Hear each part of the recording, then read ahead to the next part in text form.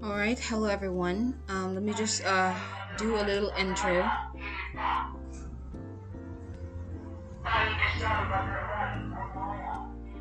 Okay, dumaan lang yung freshly baked pandesal. Anyway, by the way guys, excuse me muna yung yung buhok ko. I'm actually preparing for a big event today. It's March 28, 2025. It's the 80th birthday of our beloved of amin lang. Kasi yung iba dyan, hindi naman supporters kay Tatay Digong.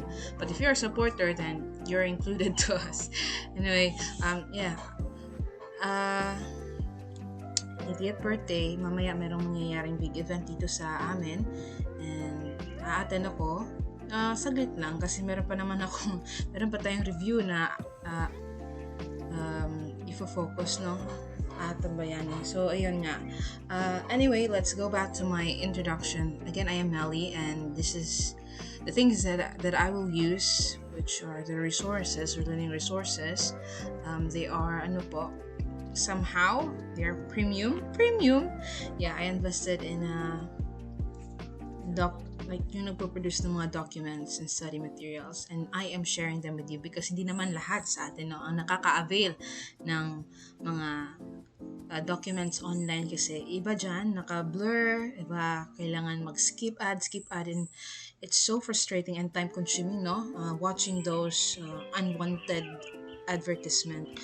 Now yes, yung mga resources ko po dito ay galing po doon, mostly yung mga research studies, mga gawa ng mga professor at saka ibang mga professional, and also some students na nag-aral na din dito na sila mismo yung nag-search. So ayun, you can cross-check if you want. And then for retention, it do matters for me. Kaya every end of the discussion, meron po akong quiz. Pero it is separated, no? Separate video. And you can test yourself and see what sticks. And may God bless us, of course, with sharp minds and great recall para ma-apply natin on the board exam. Or kahit hindi naman board exam, pwede civil service, or di kaya exam lang sa school, di ba? And then, ito yung pinaka-importante, adjust the playback speed because this is discussion ang mangyayari. Mamaya pa yung quiz. Yes, you have to adjust the playback speed. Mabilis na ako ngayon kasi introduction to. And yeah, let's get right to it. Anong oras na? 2 minutes. Almost 3 minutes yung introduction ko kasi ang dami ko pang achuchu. Again guys, sinadya kong liitin yung mukha ko dito kasi naka full blast yung buhok ko ngayon kasi ayun nga, naghahanda po ako kasi may event kami mamayang hapon. And yeah, ang aga kong it's 8 a.m. Actually 8:30 a.m. So I wasted 1 hour and 30 minutes, no?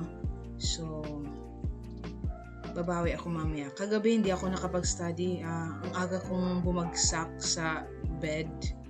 No, ayoko yung word na bumagsak. But yeah, bagsak ako sa bed. Kasi, ewan ko, parang uminit yung katawan ko. Parang nilagnat ako ng very light.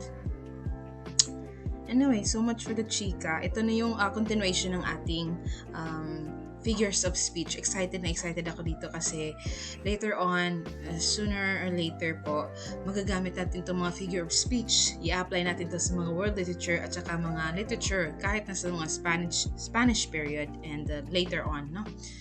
Kasi sa pre-colonial walang masyado.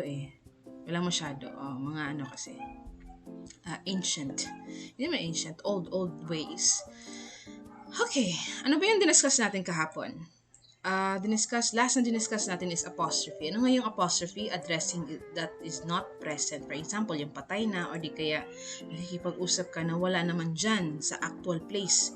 No? Hindi mo naman kasama ang ina-address mo na tao, kinakausap mo na tao. For example, sa akin na example ko, oh Father,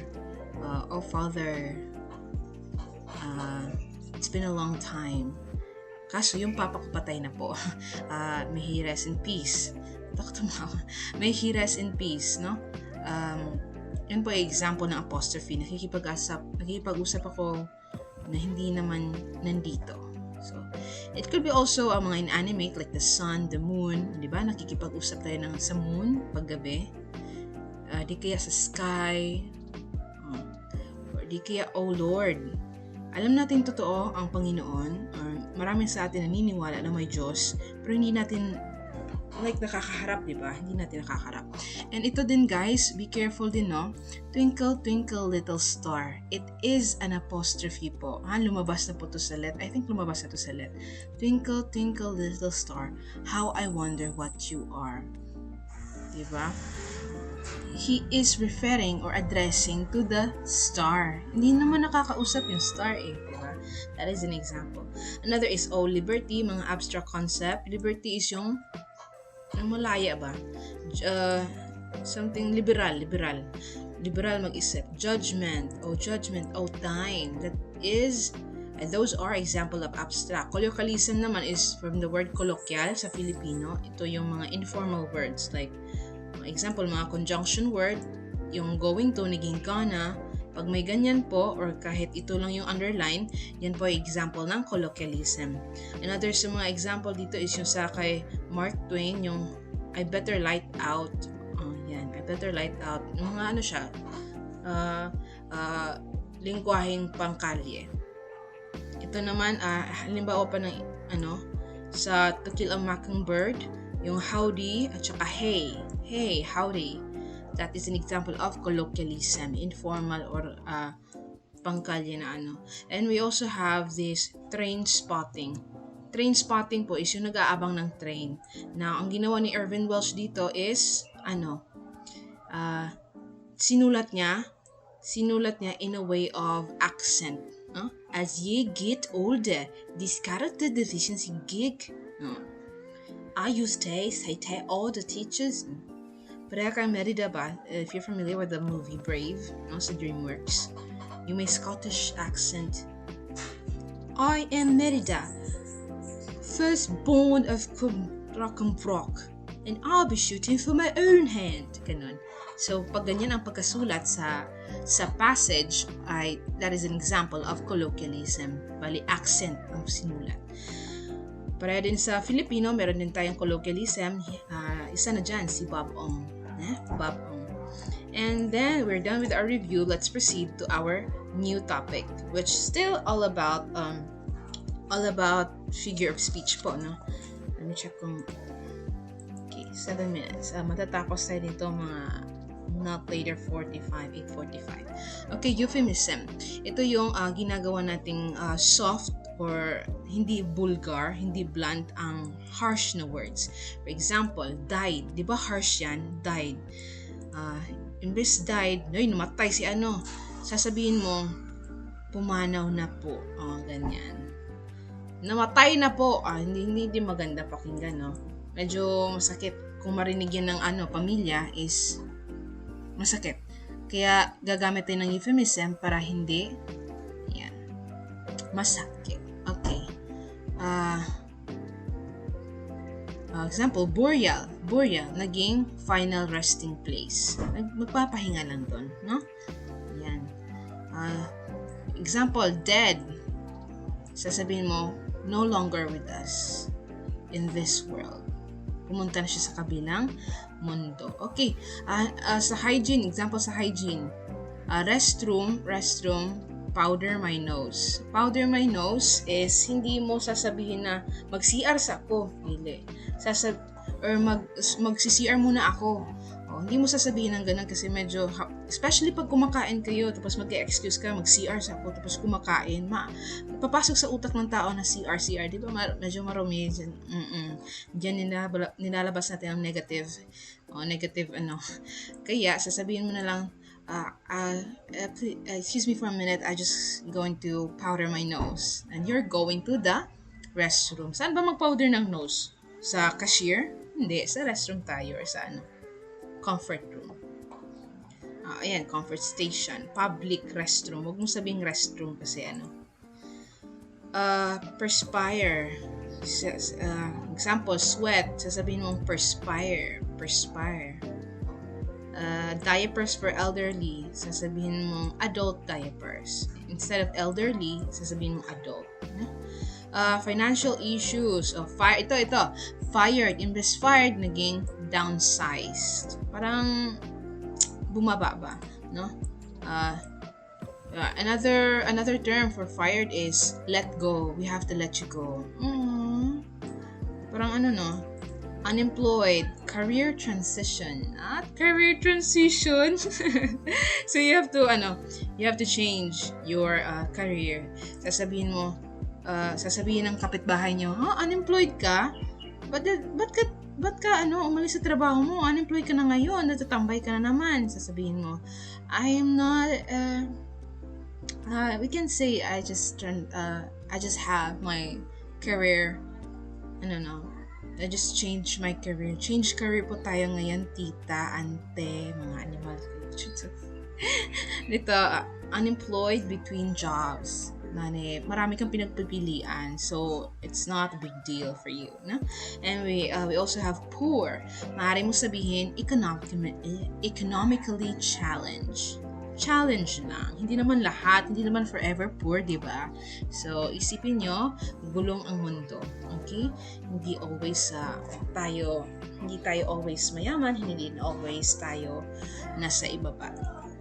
Old person, citizen, old, mature, short, vertically challenged. Mga poor challenge, no? So, vertically challenged. Overweight, full-figured. Wow, full-figured pala ang tawag sa atin, no? Overweight ako. Almost obese na din. So, full-figured ang tawag sa atin. Okay, deaf is hearing impaired. Hearing impaired, that is an example of euphemism. Prison, sasabihin mo lang, correctional facility. O sasabihin ng kapitbahay mo, nasa prisuhan yung asawa mo, sasabihin mo, nasa correctional facility po. Yes, correctional facility. Used car or used clothes. Sasabihin mo lang, pre-owned vehicle or pre-owned clothes. Diba yan ang sinasabi natin? Yan ang mga nakikita natin sa Facebook, may nagbebenta ng mga itsura ng mga bago, pero sasabihin nila is pre-owned, itsura mga ang tawag dito, napaglumaan na, pero sasabihin nila pre-owned clothes. Sus, okay lang yan sa atin. Next is deaths in war. Ayan, mga namatay during war ng mga civilian, tawag dyan is collateral damage. Anong tawag dyan? Collateral damage. That is an example of euphemism. Hindi natin pa rin sabihin maraming namatay. That is collateral damage. Yung sa EJK ba, anong tawag dun? I think we can consider it as collateral damage because hindi naman yan intended ng ating administrasyon, di ba? Hindi, that is just nadamay siguro, no? Nadamay, or hindi kaya nadamay mga pinatahimik ng mga police, no? You can't really know because wala ka sa sitwasyon during operation. So that will be collateral damage. Some of it, no? Or most of it. And then we have, instead of having sexual intercourse, so sasabihin mo, wag mo sasabihin na nag-sex kami, sasabihin, I slept with that guy, or I slept with that woman, Next is when military personnel are killed by their own side. Ayan, napatay ng sariling kasamahan. Sasabihin, friendly fire. Hindi naman kasi intended, no? Disabled, differently abled. Okay, anong oras na? 13 minutes. I-mention ko lang lahat kasi maaaring ma-encounter nyo sa board exam. At least, alam nyo na, no? Sick. Yung sick? That is under the weather. Under the weather, meaning nagkakasakit. Next is garbage collector. Pwede natin sabihin, sanitation worker.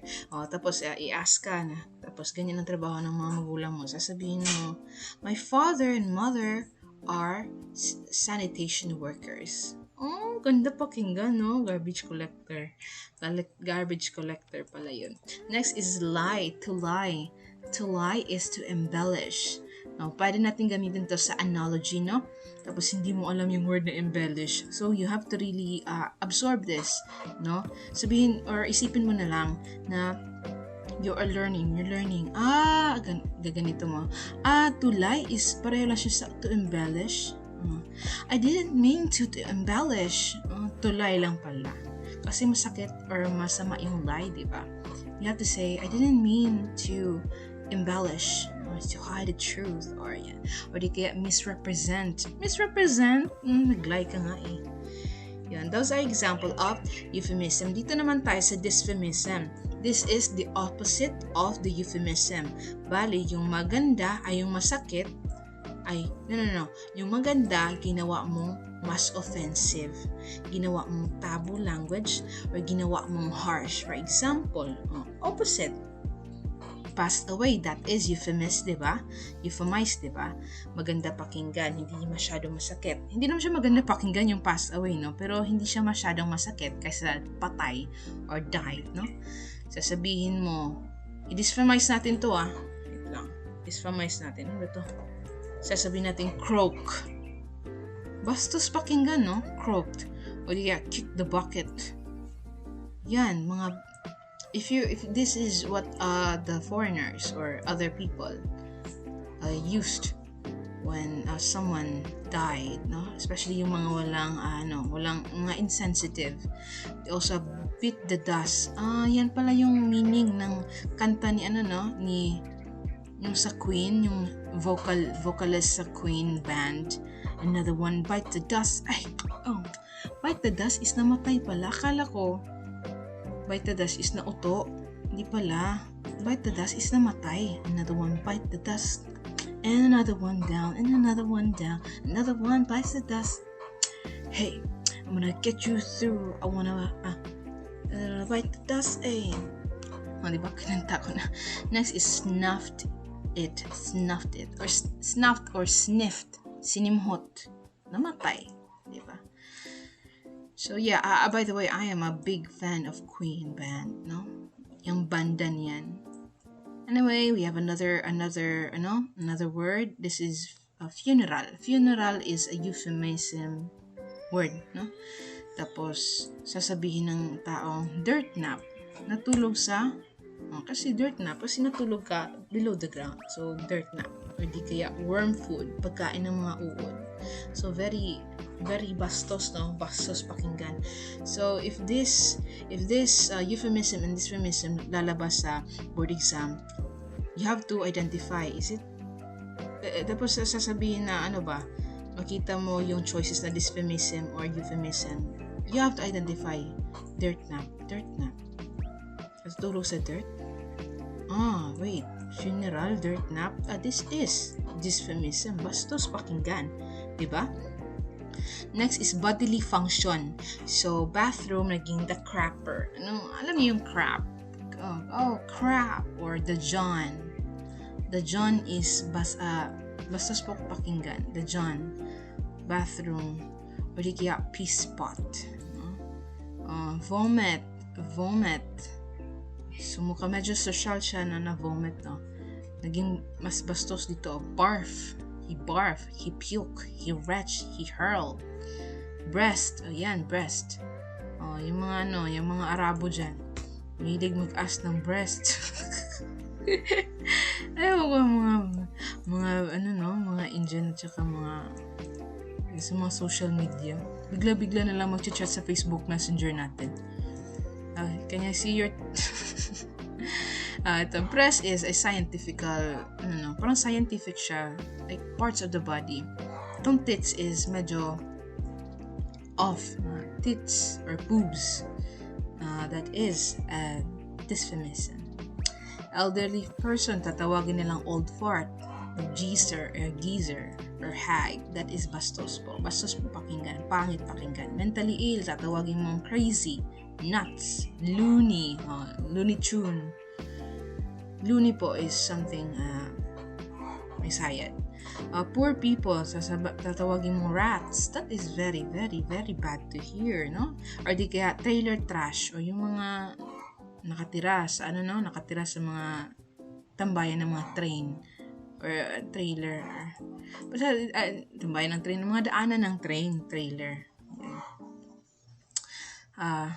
Ito, fired. Sasabihin mo canned. Axed, booted out. Sex, sasabihin mo screw. You screw Screw you. Para siyang fuck you. Ganon. Bang. Oh, bang. You bang with, hump. Hump. Kasi yung action ng sexual intercourse is parang may hump. Diba? Next is prison. The slammer. Slam. The pen. Jailhouse. Medyo bastos pakinggan. Yung stupid. Stupid. Naging idiot. Moron. Imbecile. Yan, imbecile. So that is dysphemism. Ano yung euphemism at saka dysphemism? Yung euphemism is from negative to positive. Ang dysphemism naman is from negative to, from positive to negative.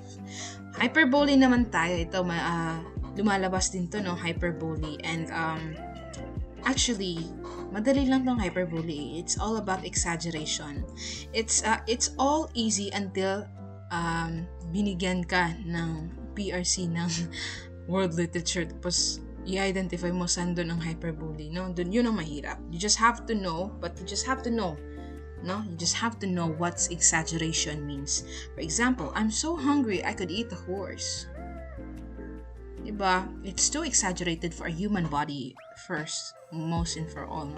And then, I've told you 1,000,000 times. Can you say it 1,000,000 times? No, you would be dead. If you can finish 1,000,000 times saying blah blah blah. Okay, those are just example. My shoes are killing me. The shoe cannot really kill you, are they? No?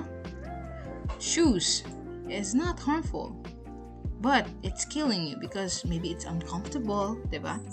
I'm so tired I could sleep for a year. No one could sleep for a year. You would be dead. Yeah, you would be in coma. No one can sleep for a year, no? Unless patay ka na. Next is, I've been waiting here forever. Forever is OA, exaggerated. Her brain is the size of a pea. Meron bang brain na size of a pea? Ganyan kaliit? That is exaggeration. No? He's strong as an ox. May kasing lakas ba ng ox? Masyadong malaki ang katawan ng isang ox. No? Ox po is yung medyo, para siyang medyo siyang balahibo. May maraming balahibo. And, Pasyang cow, parang balahibo. No?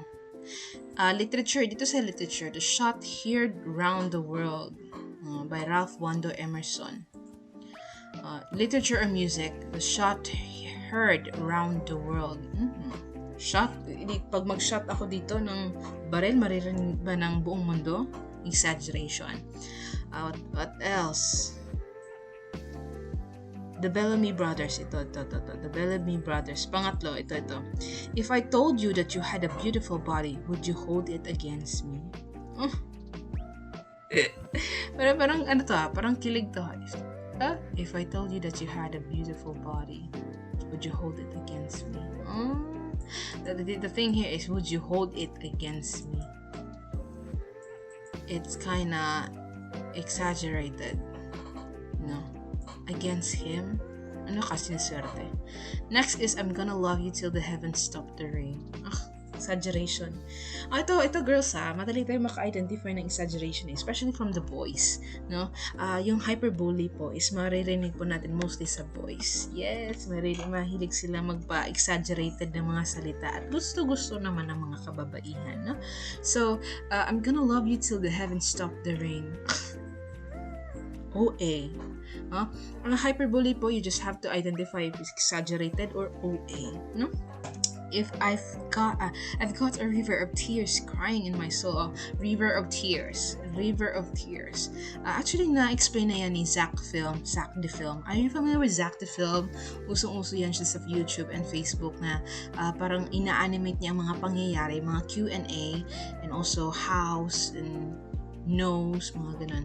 River of tears, you have to you have to cry for like a whole year, a bucket of cries or tears a year, and no one can do that, no? So river of tears, just to a bucket of tears a year to fill a whole river. So yan po ang kailangan. So that is very exaggerated, no? River of tears. Last that I will give you this. Why, man, if the river were dry, I'm able to fill it with my tears. Ulit-ulit na. Ditong living living to tell the tale. Ito, lumabas to sa lahat po guys. Living to tell the tale, nabuhay para ikwento ang, ang kwentong bayan. So at the time, Bogota was a remote, lugubrious city where an insomniac rain had been falling since the beginning of the 16th century. Sabi niya, yung insomniac rain daw, yung ulan daw, hindi tumitigil since noon pang 16th century. Bakit hindi ba tumitigil ang rain? That is hyperbole. Ito, isang joke ng hyperbole. My dog is so ugly, we have to pay him to chase the burglars. Gago tong may-ari nito So yeah, so that is example of hyperbole, no? So, 8:52 na-enjoy ko yung kasi yung pag-i-explain. Dito tayo sa irony naman. Irony is in a way that is intended, words that its intended meaning is different from the actual meaning. For example, dito is, oh, fantastic, my car broke down on the way to my job interview. That is irony po. You should not feel fantastic, no? The irony here is fantastic. Bakit? You will not feel fantastic if your car broke down, tapos may importante kang lakarin, no? Which is job interview. So that is irony. Example, nice weather, tapos umuulan or bumabagyo. Nice weather ba yan? That is irony. Example pa ito, sa grade 6, alam ko na to, a fire station burning down. Nasunog mismo ang fire station na sila yung nagpe-prevent or nag-mitigate ng sunog, diba? That is very ironic. Or a police officer getting arrested, diba? A marriage counselor files for divorce. Someone who's very neat and organized lose their keys. That is very ironic. So those are just situational, no, na ironic. Meron din tayong sa literature, which is dramatic irony. For example, yung sa horror movie, alam na ng mga nanonood kung saan nagtatago ang killer, pero sumunod pa rin ang ating character. So that is dramatic irony. Sa Romeo and Juliet naman, alam na nating hindi patay si Juliet, pero hindi alam niya ni Romeo, kaya doon namatay siya. So next is metaphor, and we successfully discuss hyperbole and irony. Now we are going to discuss the metaphor. Iba naman po to na figure of speech. Ang figure of speech na metaphor is nagko-compare ng dalawang bagay, pero hindi siya gumagamit ng word na like or as, no? Walang like or as. Pag may like or as, that is simile. Pero pag nagko-contrast ng dalawang bagay or nagko-compare ng dalawang bagay or hinahalin tulad niya ang isang bagay sa isang bagay, that is metaphor. Yan. Yung walang like or as, okay. For example, time is a thief. Ang oras ay isang magnanakaw. Yes, that is true. Hindi natin namamalayan, no, na nauubusan pala tayo ng oras. So, bale, alin dito yung variables natin? The time and thief. Si time daw is hinalin tulad niya sa isang magnanakaw. So, ito pa, he is a lion on the battlefield. Lion and, no. The lion, the person and the lion who is in the battlefield. Ayan. Bali yung hinalin tulad niya siya sa isang lion. Now, alam naman natin ang ibig sabihin ng isang lion, no? This is symbolism. Symbolism po. Symbolism ng lion is makisig, matapang, at hari, no? Hari. Ibig sabihin malakas, no? Strength. Ito, her words were daggers. Alin dito ang ating variables? Words at saka daggers. Bale, nakakasakit po na parang ini-stab ka ng mga salita niya, no? So, yan, that is an example of metaphors. Now, we also have example from the literature, world literature. For example, here is all the world's a stage and all the men and women merely players. So, bali daw, ang ating mundo ay isang entablado lamang. And ang gumaganap dito na mga mga babae at lalaki ay mga player o nagtatanghal, no? Diyan po ay makikita mo sa gawa ni William Shakespeare na As You Like It. As you like it. Whether you like it or not, that's how the world play, no? Another example, the fog comes on a little cat feet. May lumalabas ba na fog sa mga paw ng mga pusa? Wala naman, no? Pero para daw may lumalabas sa paa ng isang pusa. So, this is by Carl Sandburg, entitled Fog, no? Compares fog to a cat. Ano pa? Hope is the thing with feathers that perches in the soul. Hope and feathers. Hope and feathers. That is by Emily Dixon, no? So compares hope to a bird. Feathers. Sino ba yung may feathers? The birds, no? So much for the example. Pwede nyo siyang i-adjust ko muna para makita nyo. Ayan. So, these are the example. You can pause and then take a screenshot. Okay, meron pa kang William Shakespeare na Othello. T.S. Eliot na The Wasteland, no? The Wasteland. So, yung natin is yung wasteland. Bale, ang wasteland is T.S. Eliot is comparing the society as a wasteland. Tambakan ng mga basura, no? Bale, nagdedecay or bulok ang sistema ng ating society. Juliet is the sun. He is referring directly that Juliet is parang araw. Siguro nagbibigay siya ng liwanag sa buhay ni Romeo. A sea of troubles. So, bali, yung trouble is parang kasing lawak ng dagat. No? Ayun, troubles are like sea, vast and overwhelming. Ito, ang buhay ay isang gulong. Life is a wheel. Common Filipino metaphor. Time is gold. Ang panahon ay ginto. Your heart is stone. Referring the heart like very, very stiff, very solid like a stone. Pag-ibig ay apoy. Umaapoy. That is metaphor. Ang kabataan ay bukang liwayway. Youth is dawn. Ito, ang edukasyon ay susi ang edukasyon ay susi. So, education is the key, or education is a light. Okay. Ang simile naman ang opposite ng, hindi siya opposite ng metaphor, pareho lang sila ng function, pero gumagamit lang siya ng mga katagang or mga words like, as, than, similar to, resembles, or seem.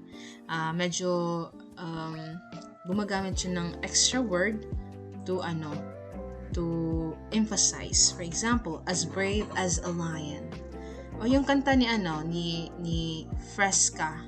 As old as time, as straight as a line, as royal as a queen, as buzz as a bee, as self as tire, so as ice, sweet as sugar and everything nice.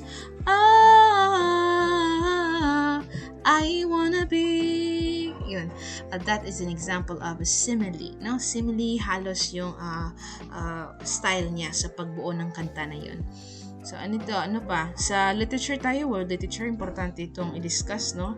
Kasi, minsan gumagamit ang PRC ng mga exacto or real example, concrete example from the world literature. Example, the sea was like a hungry dog. Alin dito yung simile? Like. Yan ang nagpapasimile sa sentence na ito. Another example, her voice was like the sound of distant water. When you say distant water, very calming po yung pakinggan. So, ayan, like the sound, like. Ito naman, they were as brave as lions. William Shakespeare. Ito sa Filipino literature naman, ang kanyang mata ay parang bituin sa langit. Alin dito ang nagpapakita na isa itong simile, parang, which is equivalent to the English word na like. Parang. Puros may parang, no? So that is simile. So we're done with the metaphor and simile. Dito naman tayo sa metonymy. It's been 34 minutes. Okay, metonymy, ito yung nagsasubstitute ng name. So, one thing with name of another to which it is related. So, dapat related po ang ating subject o tinutukoy sa paggamit ng metonymy. Now, metonymy, again, substitutes the name. For example, the crown. The crown is referring to the monarch. Sino bang may crown? May crown bang presidente natin? Wala. Usually, ang gumagamit ng crown is mga hari at reyna. Sino bang mga hari at reyna dito sa panahon ngayon? We have the monarchy, like Prince William, diba? The longest waiting heir sa pamilyang pamilya ni Elizabeth. So, crown is like royalty. The White House, ang sinasubstitute dito is yung gobyerno ng Amerika, US presidency, no? Hollywood, pag sinabi nating Hollywood, this is the metonymy or substitute ng US film industry. Hindi mo pwedeng sabihin natin the US film industry is like heaven for everybody or every actors in the world. So, pwede natin sabihin yan into Hollywood is every actor's dream. No? Hollywood, US film industry. Ang ibig sabihin yan. The suits. So, parang sino ba nagsusuot ng suits mostly? Mga business executive. Lend me your ears. Lend me your ears. That is substitute for saying pay attention. Ears is listening. Okay? So, dito tayo sa world literature. Example ng mga world literature is Sceptered Isle. Ito by William Shakespeare to. Sceptered Isle. Ibig sabihin po niyan is, scepter. Sino bang humahawak ng scepter? Just like the crown, pares po ng crown is yung hinahawak ng mga hari at reyna, yung scepter. Or nakakita ba kayo ng Frozen? Frozen, yung hinahawak ni Elsa during coronation. Diba? Meron siyang hawak ng scepter. Aside sa crown na nakapatong sa ulo niya, that is the scepter. Scepter is equivalent to royalty. Kang John Milton naman, sino yung nagsulat kay John Milton? Kasi siya yung patay eh. Namatay ito, diba? Okay, Lycidas is dead ere his prime. So Lycidas, the word ang variable natin is Lycidas as a metonymy for the poet's friend. Lycida is yung poet's friend. Okay. Ernest Hemingway naman, lumalabas din to sa let. Hemingway often use metonymy to convey complex ideas with simple concrete language. For example, the bottle. So the bottle simplify or substitute as alcoholism. So saan ba usually nakalagay ang alcohol? Diba sa botelya? Charles Dickens naman, anong maalala nyo na gawa ni Charles Dickens? A Tale of Two Cities. Ano pa? Yung may tatlong ghost. The past, present, and future. Ano yun? A Christmas Carol. Okay. Dito naman tayo sa mga Pilipino. No? Okay. Metonymy ng mga Filipino. So, for example, the Friars gumagamit ng word si Jose Rizal ng the Friars as a substitute name of oppressive church. Bakit? Yung mga friars po noon ay grabe, malupit po sa mga Filipino noon. Francisco Balagtas, yung Florante at Laura. So actually, Florante at Laura is an allegory po, no? But Florante and Laura is also a substitute, Florante at Laura is an allegory, and Francisco Balagtas uses some words that could substitute a specific meaning or a specific person or plot. For example, Croton. Makikita nyo doon sa Florante at Laura na nobela. Nobela ba yan? Nobela yan. Croton represent the location of the story. So, hindi actual location story ang sinabi niya. Sinasabi lang niya na Croton. Kay Amado Hernandez naman. Sino to si Amado Hernandez? From the word ama tapos do. Nidiscuss na yan ng mga drills dito sa Salet. Amado Hernandez is ama ng manggagawa. Ama is ama, tapos do is gawa, ama ng manggagawa. Okay? Hernandez in social realist works. Realist, social realist po siya. Works. He used metonymy, and then example dito is the factory. Represent the oppressive industrial system. Industrial system, dyan na po yung mga manggagawa, no? Nakapaloob. So, the factory. So, maraming istorya, mga nagaganap dyan sa factory. Nick Joaquin, pag sinabi natin Nick Joaquin, this is English-Spanish writer, no? Nick Joaquin. From the word Joaquin, that is very Spanish, no? Bienvenido Lumbera, bienvenido is English, I think English. Okay, for example, balik tayo kay Nick Joaquin, he used Intramuros to represent the old walled city of Manila. So, substitute po siya, or parang, hindi siya symbolism. It is, because Intramuros is a name, no? Hindi siya symbolism. When you say symbolism, for example, the colors, no? For example, yung white is symbolism of purity. But this is an actual name of what you called, Intramuros, the old walled city of Manila. So, Intramuros, nakaabot pa po yan kay Jose Rizal. Bienvenido Lumbera, ito yung metonymy. Gumagamit siya ng metonymy for the social and political issues. So, mababasa natin yan later on kasi Spanish era na tayo. And also, not later on is, not longer is mag-English na din tayo. American period. 41 minutes. Synecdoche. Paano nga ito i-describe it lang? I-pronounce.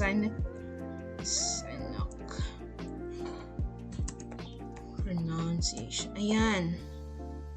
Makinig kayo. Synecdoche. Synecdoche. Synecdoche pala. Hindi siya synecdoche, no? Synecdoche. So, whole, refer to the whole, or whole is used to refer to a part. Halimbawa po dyan, ito na yung mahirap, no?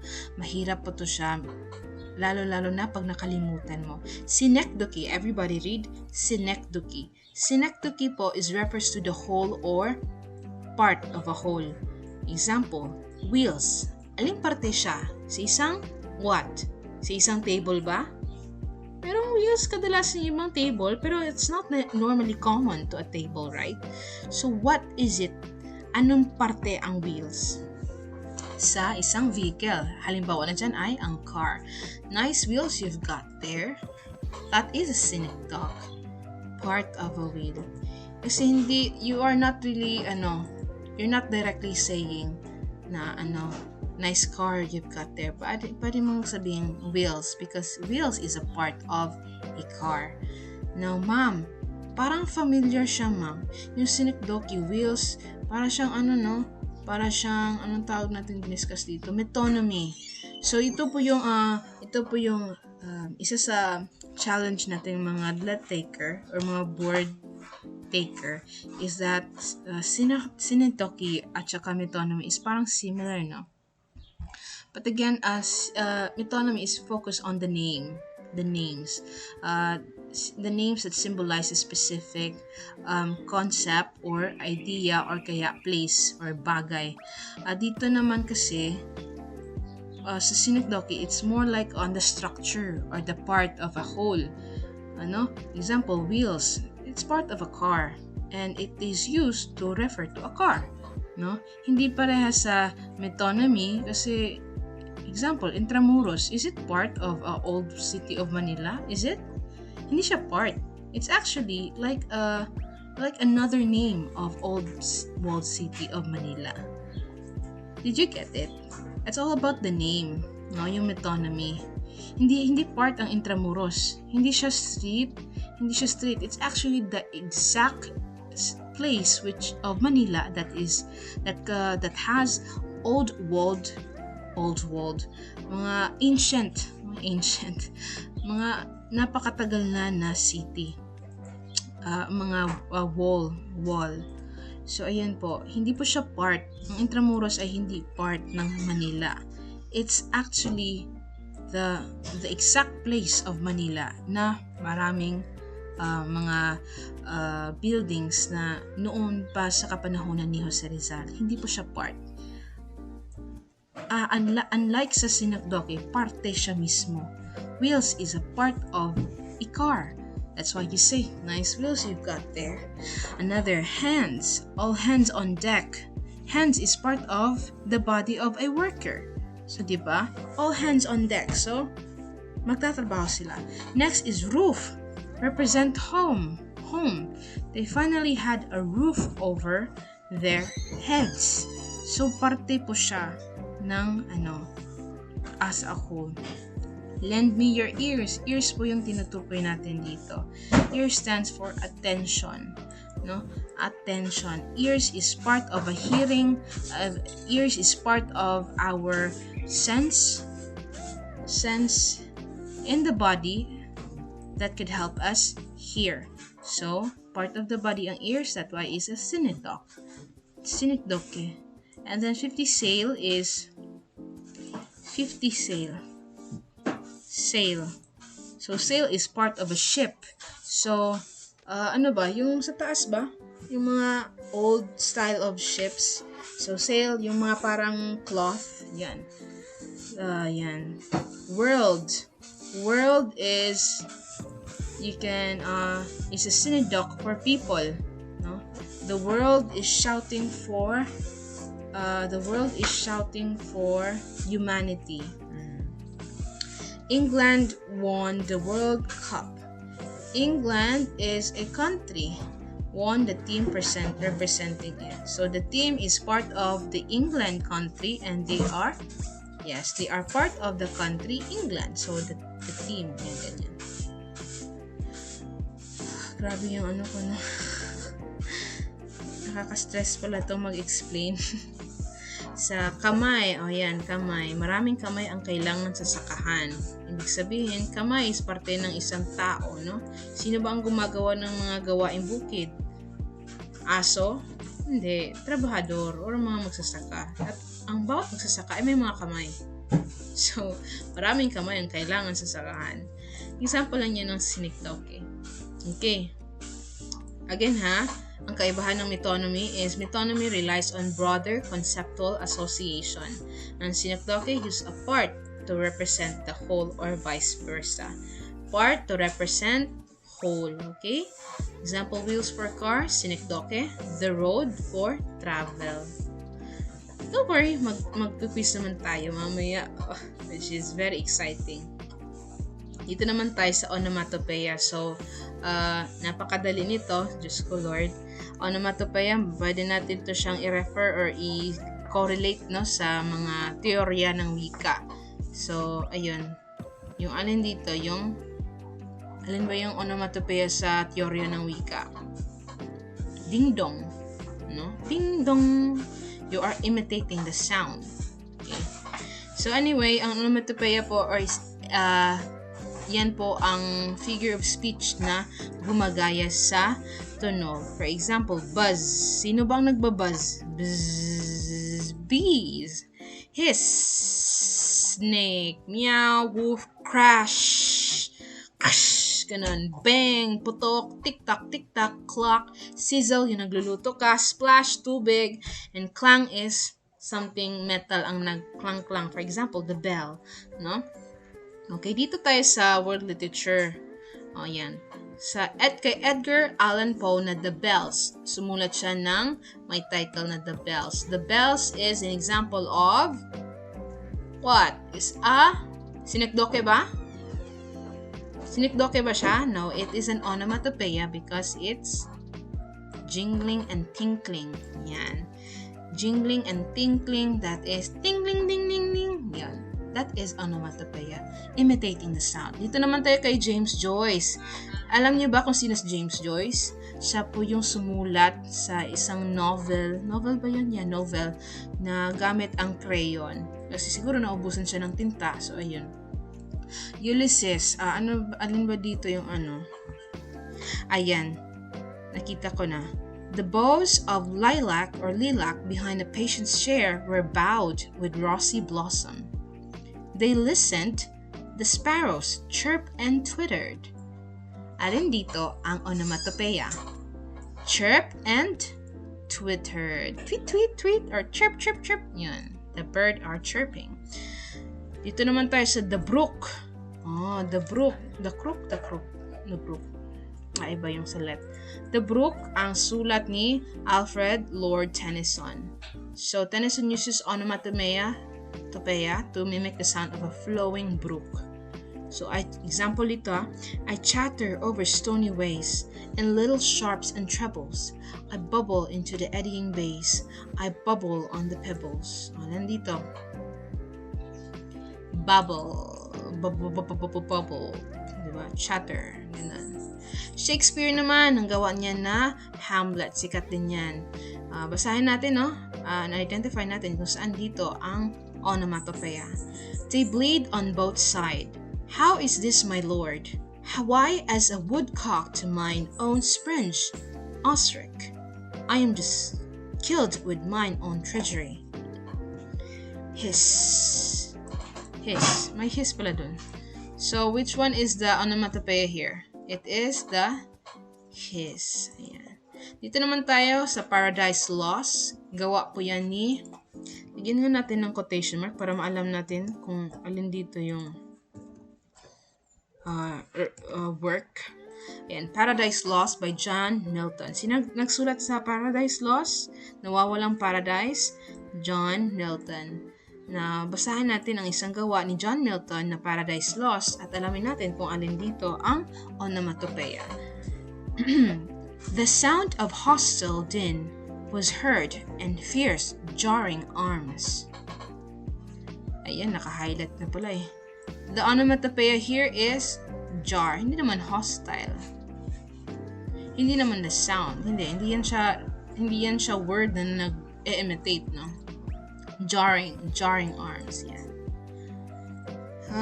Ito sa mga kapwa natin Filipino. Filipino literature. Okay, hello. Jose Corazon de Jesus. Ang Huseng, ano yun? Buting Sisyo? Ano yun? Basta, nakalimutan ko yung pen name niya. Pero he is a very, also well-known of Jose Corazon.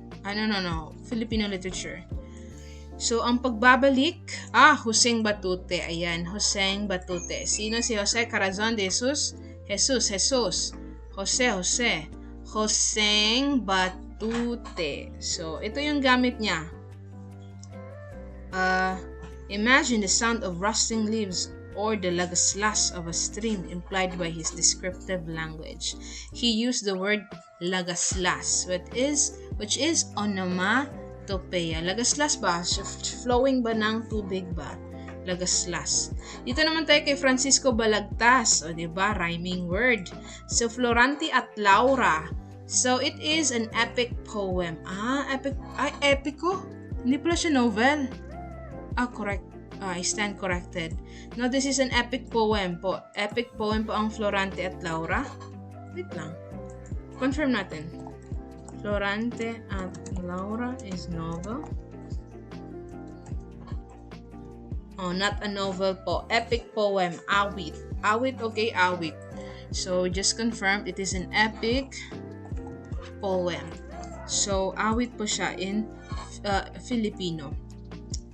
Ang ginamit niya na onomatopoeia word sa Florante at Laura is the word dagundong at saka hampas. Hampas or pagbagsak ng tubig ng dagat. So, hampas or waves, no? Dagundong, like thunder, dagundong. Yan ang mga example ng mga, yan, lagapak, pak, ganun. Is that onomatopoeia? No. Or no? What? Is it onomatopoeia or no? It is an onomatopoeia. Nakalagay na dito, lagapak is a thud in English. Lagapak. Pak, ganun. Pak is the onomatopoeia and ganun is the what? Colloquialism. It is a twisted or slang term of ganon. No? Ganon, naging ganun. That is colloquial. Colloquialism po yan. Another example of onomatopoeia, which is Kuliglig. What is kuliglig? Crickets, no? Naririnig nyo yan tagahapon, mga maiingay na mga insekto sa paligid-ligid. Kikada, kumbaga, kuliglig. Nasuistik tilaok, that is from the roosters, no? Kaluskos, scratch or rustling, kaluskos or lagaslas. Chismis, gossip. So, that is onomatopoeia. So, we're done with the onomatopoeia. Let's proceed with the personification. Napakadali din nito. Personification. So, we will finish this one. Personification, bali pagbibigay ng human quality sa mga bagay na non-living things. Okay? Inanimate or non-living things. For example, the wind whispered. The wind whispered. Bakit? Marunong ba mag-whisper ang hangin? Hindi naman. Pero, the wind has parang siyang merong ability, human ability, or human action na whispering. Yan, the sun smiled down on us. Smiled. The sun smiled. Personification. Bakit? May bibig ba ang araw at makikita mo nakangiti? Wala, no? Next is the car coughed. Nag-ubo daw ang car. Bakit may lungs ba yung car? Bakit umuubo siya? And sputtered. Sputtered. Spot ba? Parang spit ba? Nagluluwa ba? Sputtered. So, coughed. Wala namang ubo yung car. No? Justice is blind. Bakit? May mata ba ang justice? Bakit blind? Tao ba yan? Kasi nagpa-blind? Or di kaya, opportunity knock on his door. Opportunity knock. Bakit? May kamay ba ang opportunity? Kaya kumakatok ito sa iyong pinto? Hindi, no? So, parang lang ba? Pero may meaning po yan, ha? Kahit babasahin mo, may meaning po yan. Opportunity knock on his door. Bale, yung opportunity na yung lumalapit sa kanya, no? Pagkakataon na ang lumalapit sa kanya. Hindi na niya kailangan pang maghanap ng, for example, trabaho, no? Ang trabaho na mismo ang nag-aaral niya. The flowers dance. Sumasayaw ba ang flowers? Bakit? May dance ba sila? Nagaganyan-ganyan ba sila? No. Flowers dance because they move. Which is like parang nagsumasayaw ba, no? So, yan. The river side. Side. Ganyan. Side ba yan? May side ba? So, ayan, no? Example lang yan ng mga personification. Pero, try natin i-analyze ang sa world literature naman. So, when all at once I saw a crowd, a host of golden daffodils, beside the lake beneath the trees, fluttering and dancing in the breeze. So, ano yung variables natin dito? Ang mga golden daffodils. Daffodils are given the human action of dancing. Fluttering din, flutter. Sino bang nafa-flutter? You feel fluttered, diba? I feel fluttered when my crush talks to me. Uy! So, ayan. Dito naman tayo sa Ode to Autumn. Ode to Autumn by John Keats. Season of mist and mellow fruitfulness. Close bosom friend in maturing sun. Conspiring with him how to load and bless. With the fruit the vines that round the thatch eaves run, to bend with apples the most cottage trees, and filled with all fruit with ripeness to the core. So, ang ating pong tinutukoy dito is yung autumn. Saan dito yung autumn? Season of mist and mellow fruitfulness pala. Close bosom friend of maturing sun. So, dahil dito pa lang, no, sa first sentence pa lang, or stanza, first sentences, it talks about autumn, no? Pero hindi naman tayo nakaka-experience ng autumn dito, kaya hindi natin talaga. But, it's a season of mist and mellow fruitfulness, no? And then, conspiring. Ano ba yung conspiring? Conspiring. I cannot pinpoint it, but conspiring means commit an unlawful or harmful, make secretly plans. Okay, inspiring. Okay, parang ano ba? Go-conspire ba? They are parang agreeing to each other. May pinaplano. Yan, conspiring. May pinaplano. Okay. So, did you get the, personification? Medyo ano naman yan eh. Ayan. May mga example pa ako dito. You can screenshot. Ayan. Ang bakal na rehas ay humahagulgol. Oh. Humahagulgol. Bakit? May mata ba yung rehas ay bakal? Wala naman. Pero humahagulgol daw. So, the iron bars sob. Ang mga bituin sa lakit ay nagtago. Bakit? Marunong sila magtago? Para bang tao na nagtatago? Para ba yung anak ng papa ng anak mo na nagtago na? Hindi mo na makita. Ama ng anak mo, hindi mo na makita.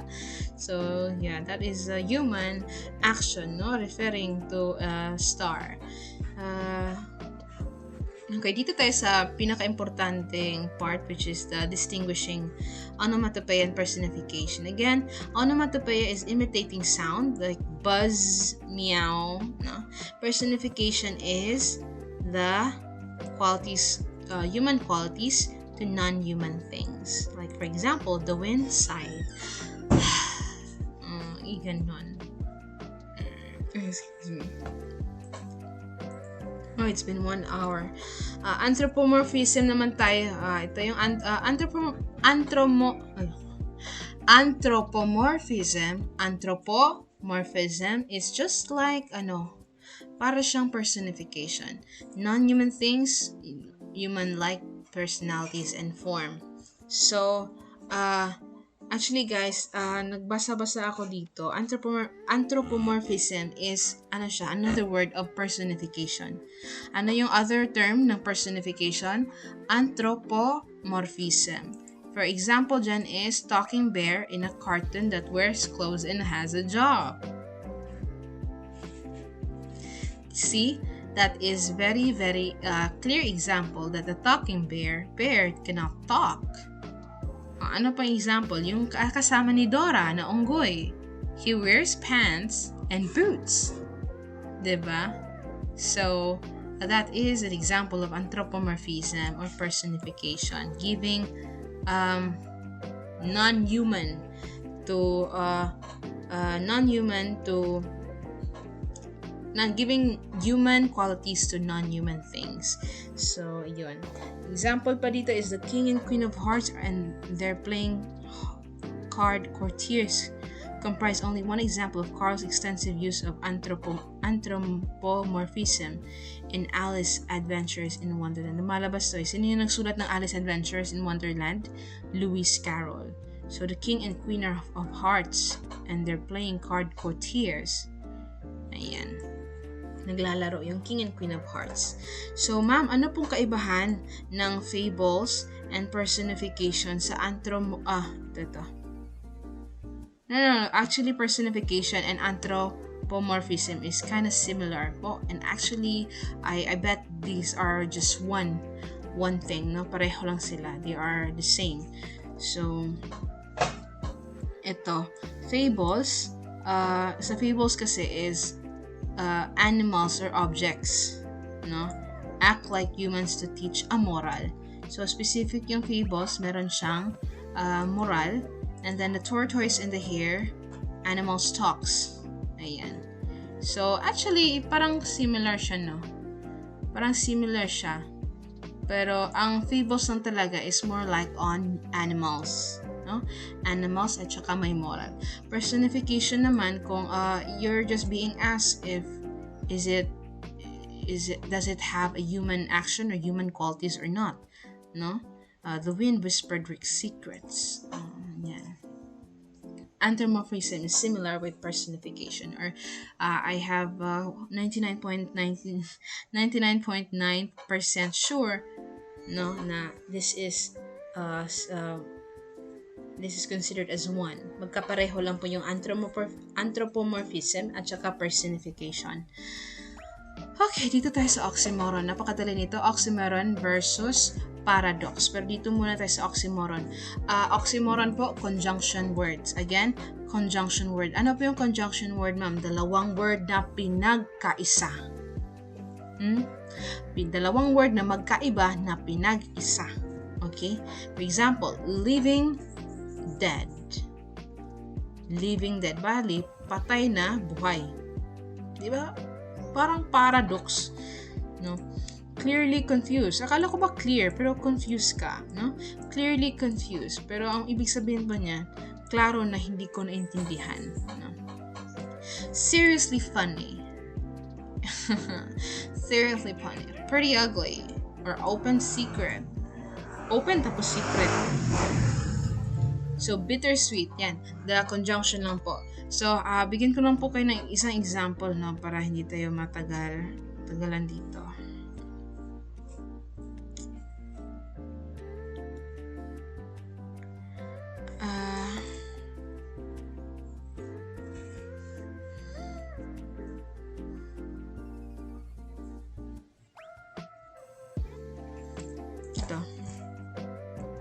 Dito sa gawa ni William Shakespeare na Romeo and Juliet, basahin muna natin, no? Why, then, oh brawling love, oh loving hate. Oh, brawling love, oh loving hate. Ano yan? Anong example yan? Apostrophe.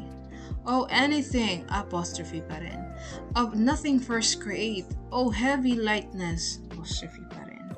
Serious vanity, misshapen chaos of well-seeing seeming forms. Father of lead, bright, smoke, cold, fire, seek health. So, maraming opposites. Maraming opposites sa nilalagay ni William Shakespeare dito. Maraming contradictory. For example, brawling love and hate.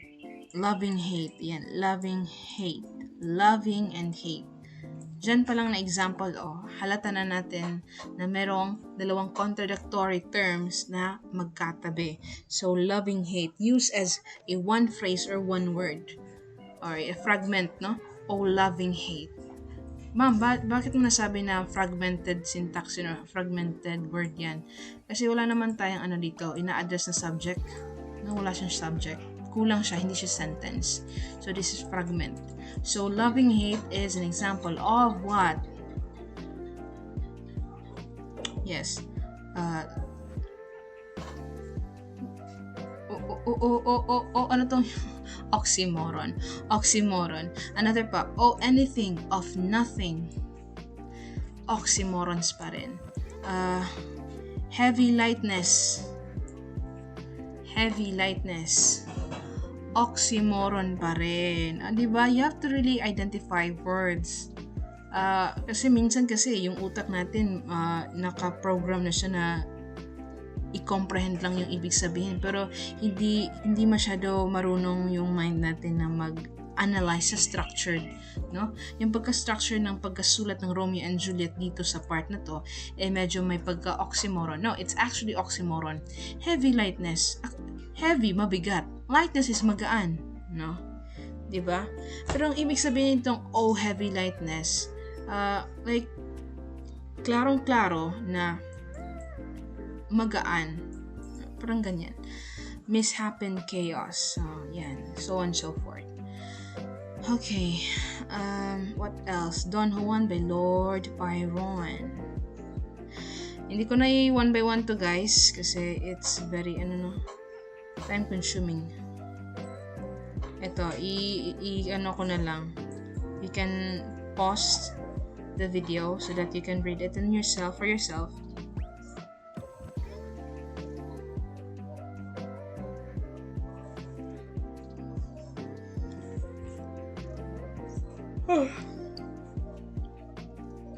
Dito sa Pride and Prejudice, lumalabas to. This is by Jane Austen. Ang oxymoron dito is truth universally acknowledged. So, universally acknowledged is one and truth is another variable. Now, not all truths are universally acknowledged, no? So, pili lang po yung universal truth. Okay? Okay. Dito naman tayo sa mga poets ng ating mga kapwa Filipino. No? For example, ang ginawa ni Jose Garcia Villa, Na-mention niya ang divine darkness. Divine, parang good, and then darkness is evil. That is oxymoron. Holy sin. Holy sin. Or holy shit. Yan. Holy shit is an example of oxymoron po. Holy is good, and then sin is a evil thing. Okay. Kang amado naman, or ama ng manggagawa, we have the bittersweetness. Gumamit siya ng ganyan. And then cruel kindness. Another naman kay Nick Joaquin, we have the glorious decay. Glorious decay. Diba? They are two opposite, contradictory terms. Dito naman kay Luwalhati Bautista novel na Dekada 70. So, explores contradiction inherent in political and social situation. So, meron siyang in-include dito na oppressive freedom. May kalayaan yung tao pero parang hawak pa rin sa leeg. Pwede lang gawin pero hawak ka pa rin sa leeg. Siguro the consequence of their actions still have may paglalagyan pa rin. So that is oppressive freedom. Okay. Ma'am, ano bang pagkaiba ng oxymoron and paradox? Well, oxymoron is two contradictory words together. Example, bittersweet. They are used as one word. And then we also have contradictory statement that might be true. For example, less is more. So, yung sa oxymoron is work together, two words work together, and then sa paradox is a contradictory statement. Magkaiba, statement and then versus words. Statement that something hindi mo magigets at first, but kung iisipin mo is may sense or may diwa. For example, less is more. Bali daw, for example, sa buhay natin, if you are not really, if you are content with your life, you will gain much more peace. Hindi ka mapapareho sa ibang tao na always after of something. That is why less is more. Okay, I do feel great about my explanation for that. Let's proceed with rhetorical question or a hypophora. Hypophora is questions that can produce an effect. Mayroon siyang epekto and also doesn't need a reply. For example, okay, i-derive ko muna itong hypophora. Hypophora have a prefix na hypo. Okay, hypo. Ibig sabihin under or before the word. So, rhetorical questions or hypophora is hindi na kailangan ng reply. So, example, isn't it obvious na gusto ka ni blah blah blah? Who knows? Baka gusto ka ni ano. Hindi na kailangan ng reply. Can't you do anything right? Yes, that is really unnecessary. Are you kidding me? Hindi mo yan i-reply eh. What's the point? She still likes you. Wala ko ibang example, no? Next is, if you prick us, do we not bleed? You don't have to answer that. It's just like a statement. Parang siyang opening statement na parang he or she is making a point. The person is making a point, no?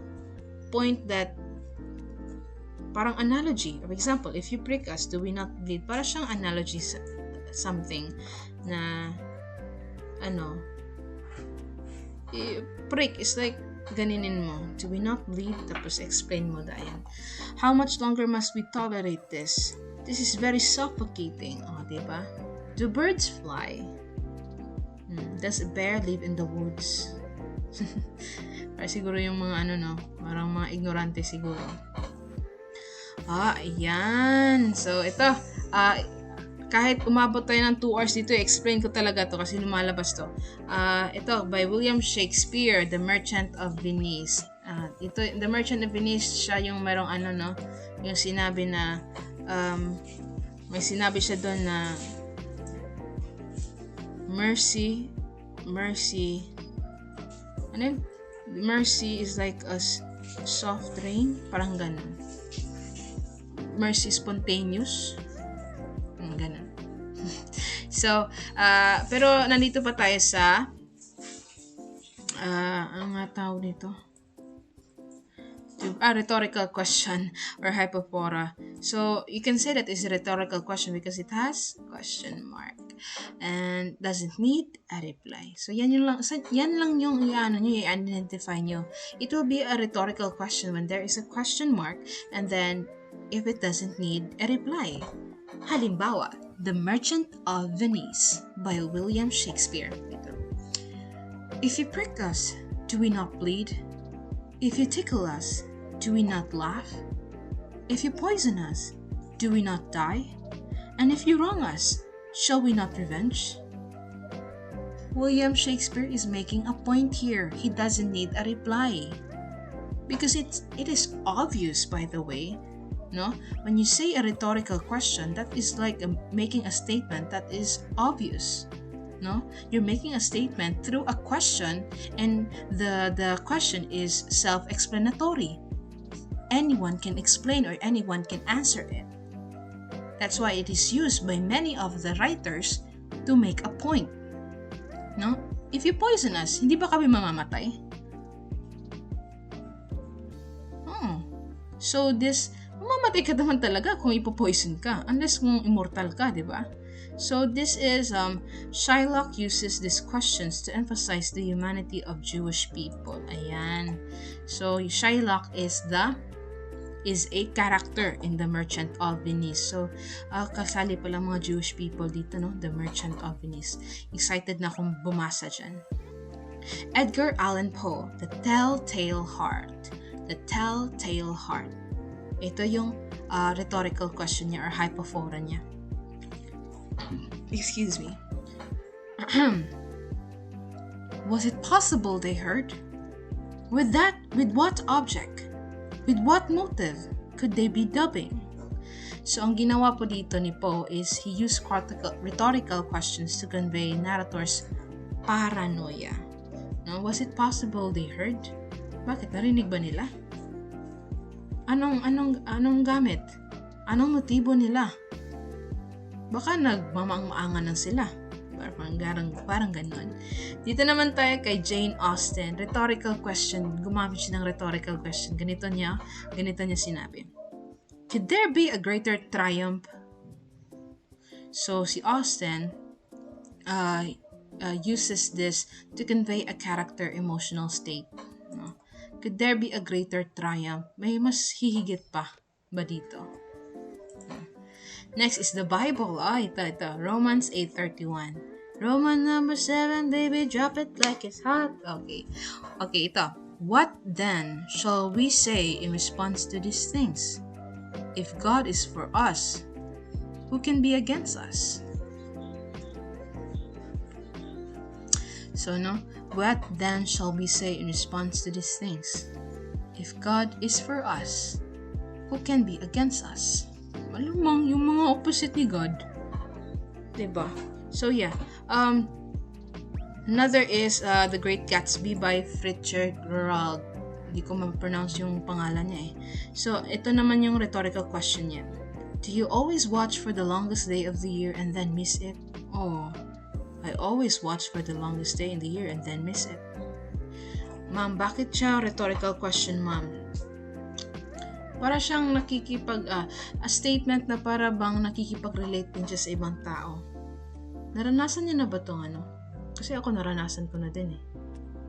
Tama. Hindi agad kailangan ng reply, no?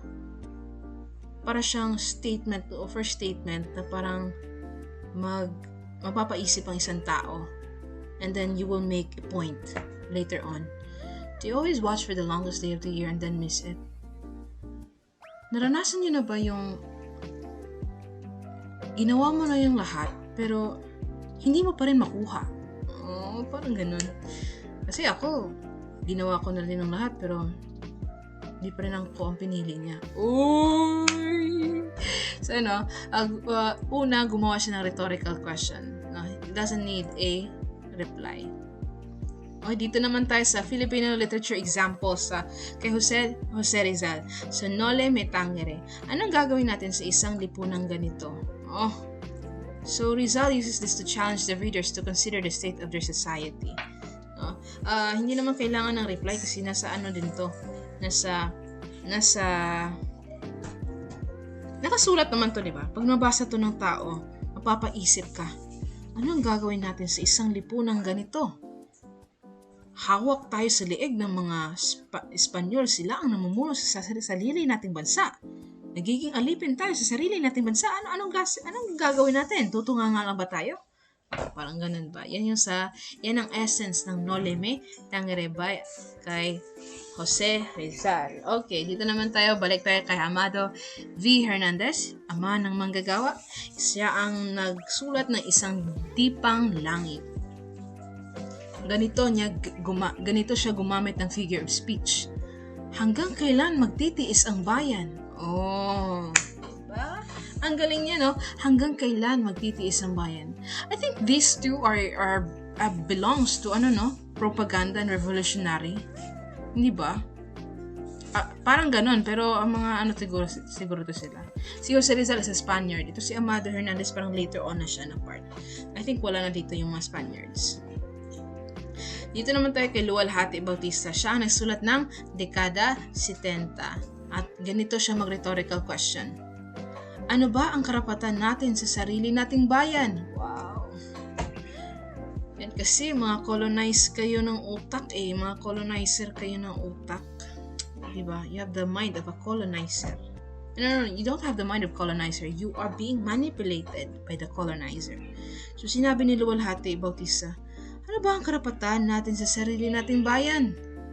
Alipin na lang ba tayo? Sure. So, ginamit niya ito to express the frustration of living under martial law. Sino ba ang nag-martial law dito? I think dito belong to siya sa panahon ni Marcos Sr. I think, yeah. Martial law, Marcos Sr. yan. Next is Nick Joaquin. Nick Joaquin, the woman who had 2 novels. Ano ba yung novels? Search nga natin. Novels means pronoun. A rounded, knotty depression in the sun. Part siya ng body. Dalawang pusod. Oh my God, guys. Ngayon ko lang ano ba yan? I am 23 years old. Ngayon ko lang nalaman na ang English ng pusod, kasi akala ko belly hole. Navel pala. Oh my God. So, ang babaeng may 2 pusod. Sabi niya ganito sa kwento na yan. Where was the past? And where was the present? So Joaquin uses this to express a character's confusion about the state of the world and the state of the Philippines. Oh, wow. Actually, guys, excited na ako mabasa ang mga Filipino literature. Yan kasi ang susunod nating topic after the pre-colonial, no? So, yan yung dahilan kung bakit nagre-review ako ulit sa English literature na figure of speech, literary devices, literary components, literary elements. Yung 4 na yun, kahit yung 4 lang muna, no? Yan yung issue nyo na maiintindihan nyo bago kayo sumabak sa mga literatura ng ating mga kapwa Pilipino at saka literatura ng buong mundo o world literature. So, yes, napaka-importante talaga. Dito naman tayo sa black verse. Malapit na tayo matapos. Okay, I'm so sorry if this took you long. And I cannot even make this,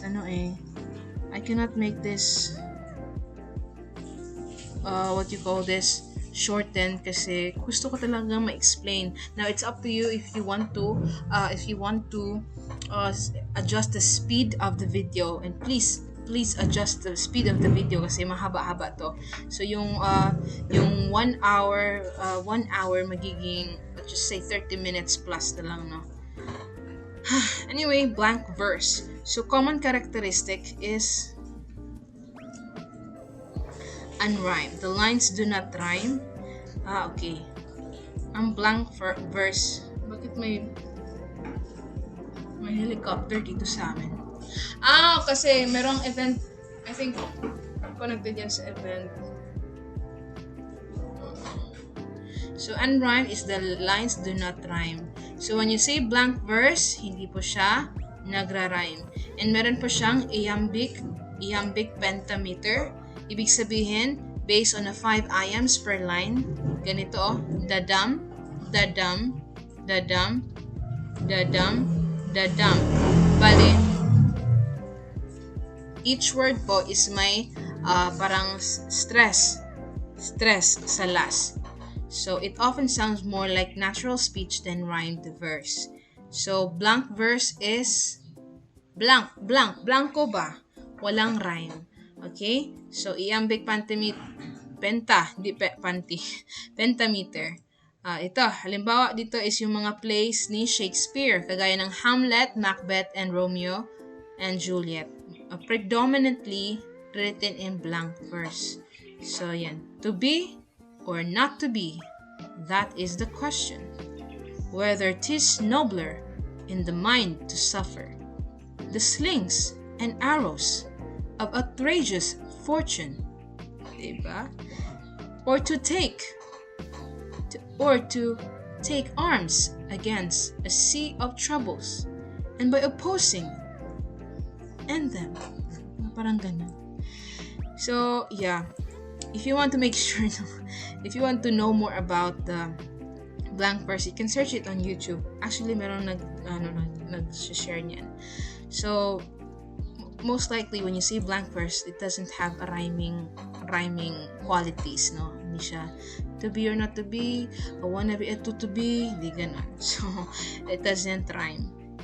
Okay, that's for the blank verse, unrhymed and more like naturalistic, and the dum iambic pentameter. Dito naman tayo sa repetition. Repetition naman is which a word, phrase, or sentence is repeated for emphasis, rhythm, or to create particular effect. So, halimbawa dyan is never give up, never surrender. Ma'am, alin po yung repetition dito na word or phrase? Ang ating repetition dito is the word never. Another is row your boat. That is repetition. 3 beses pinabalik-balik yung row. Location, repetition. I have a dream. Sino ba dito? Ang I have a dream. I have a dream. So, ang mareremember nyo sa I have a dream is si Martin Luther. No? Meron siyang speech na sinasabing I have a dream. But it's actually, this is repetition and parallelism is parang similar po sila. No? Similar po sila. Run as fast as you can. He's gone. No? Paulit-ulit. Because I said so. That's why, because I said so. I said so yung repetition natin. Ayun, ma'am, napaka-importante po. Ilagay ko talaga dito. Kasi parang ako din nung una, parang nalito ko. Wait, parang pareho siya sa parallelism. So ito po yung distinguish nila. So sa repetition, it involves same words, phrases, or sentences. Reoccurrence, no? Specific linguistic elements. Example, elemento dito is yung word na run. Run. That is repetition. When it comes to parallelism naman, again, they are similar pero merong distinguish or merong thin line. Now, involves written grammatical structures or patterns. Ayan ha. Grammatical structures or patterns. So, focuses on the balance and similarity of the sentence construction. So, like father, like son. Ma'am, yan yung example mo kanina, di ba? Like. So, okay. So, ewan ko ba't nasasali yan, pero, again, repetition and parallelism is kind of the same. Yes? Kung makikita nyo dyan, sa item is run. Bali, yung isang elemento ng isang sentence is paulit-ulit, like the word run. That is repetition. Pero kapag in a whole sentence, no, parang hinati siya, and then two independent sentences are like the same. For example, ito phrase to like father, like son. Like father, like son. Di ba nakikita nyo merong comma sa gitna. So it's like a grammatical structure. No? So that is the distinguish between the two. And last topic natin, last kong i-discuss is the function of fiction. Ano ba yung fiction? Hindi po totoo na istorya. Gawang-gawa lang po. So, ito yung kaibahan ng fiction and non-fiction. From the word fiction itself, it means imaginary or created or gawa-gawa lang. Pero pag may non na prefix, that is negative, bale hindi fiction. So, hindi gawa-gawa, meaning facts, nangyayari talaga sa totoong buhay at saka totoong tao, hindi gawa-gawa. For example, Crisostomo Ibarra and Jose Rizal. Which one is the non-fiction? Non-fiction ha, non-fiction. It's Jose Rizal kasi isa siyang totoong tao. Si Crisostomo Ibarra naman ay created lang by Jose Rizal or the author's mind of, the author of Noli Me Tangere. Dito naman tayo sa rapid recall strategies. We have the FEI. So, fiction is fabricated, gawa-gawa, emotion, so evoke feelings and creates experiences. Halimbawa na sa Harry Potter, no? Naka-experience tayo, pag nakabasa kayo ng Harry Potter, naka-experience kayo ng the world full of magic, the world full of darkness, so on and so forth. Kasi wala namang flying, anong tawag dun? Yung parang bangkay or reaper, no? So, walang ganun sa totoong buhay. Next, we have insight. We have lots of insight, no? Provide societal commentary and offers solutions.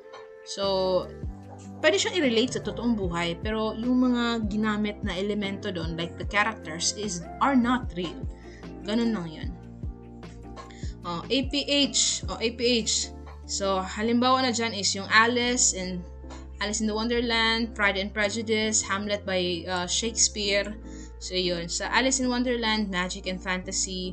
Sa Pride and Prejudice is real-life setting siya and human characters, pero hindi sila totoong tao, no? Hamlet is intrigues and fabricated royal drama. Pero royal, it's all about royalty. Nangyayari din sa totoong buhay, pero fabricated, gawa-gawa lang na istorya. So, yan, no? Dito na tayo sa function of fiction. Ito naman talaga yung importante. Bakit napunta tayo dun? So, function of fiction, wait lang ha. So, entertain, no? Entertain daily lives. Pero, kasi kung puro sa lang tayo news, puro sa lang tayo articles, ang boring ng buhay, be. Kung imagine niyo, no, kung walang Wattpad, ang boring. Kung walang Wattpad, walang mga movies ngayon. Walang Snow White na, ayun ko ngayon, parang Snow Brown. Walang Aladdin, no? Pero hindi, yun nga. Yung sa Bible naman, okay naman yun. Pero, hindi natin mapapasok yung mundo ng imahinasyon. Educate to, and to inspire and societal critic. Halimbawa dyan is yung fiction na Noli Me Tangere, no? It criticized the Philippines being handled by the Spaniards. So, yun. So much for that. Ayan, alam naman natin yung mga ibig sabihin ng mga story dyan. Alice in Wonderland, Pride and Prejudice. So I think I have to end this the discussion here, no? Medyo mahaba-haba na rin. Pero I totally discussed 4. We have the... hindi pala. Yun nga, unang diniscuss ko sa previous video, literary structure, literary components, literary elements, no? Yan yung mga diniscuss natin. And then now, we continue in euphemism, which is part of the figure of speech, no? Kasama ng euphemism, guys, is yung alliteration, assonance, consonants, no? Kasama din yung metaphor, simile, ayan. And then, we continued, ano pa yung diniscuss natin ngayon? Yun lang, for today's video, function of fiction. So, yun lang. Konti lang. Pero umabot tayo ng 1 hour and 30 minutes. Kasi ang dami kong examples. Diniscuss ko talaga yung iba pang world literature at saka mga Filipino literature. So that when the board exam comes, alam na natin kung paano atakihin yung mga questions. So, yun lang. At least you are familiarized na, no, sa mga klase ng pagsulat ng isang literatura. So, thank you guys for studying with me, and right after this, magquiz na tayo. Yeah, magquiz na tayo. So, prepare your Scantron papers. Ito, just like this. Nakikita niyo ba ako sa baba? Wait lang. Ayan, ang liit ko kasi yan. Ayan ko. Hi. Ayaw ko i-large kasi yung buho ko is naka-ready for event mamaya. So, yan. Meron tayong Scantron paper. Meron yan sa online. Mag-download kayo. Hanapin nyo. And yeah, para ma-practice nyo yung shading. Okay? Search nyo lang sa internet kung paano mag-shade. And yeah, that's all. Thank you. And please adjust the video for the rest of my videos dito sa YouTube. I-adjust nyo talaga kasi matatagalan talaga kayo. Kasi ang dami kong example. So, yeah. Goodbye. Thank you again.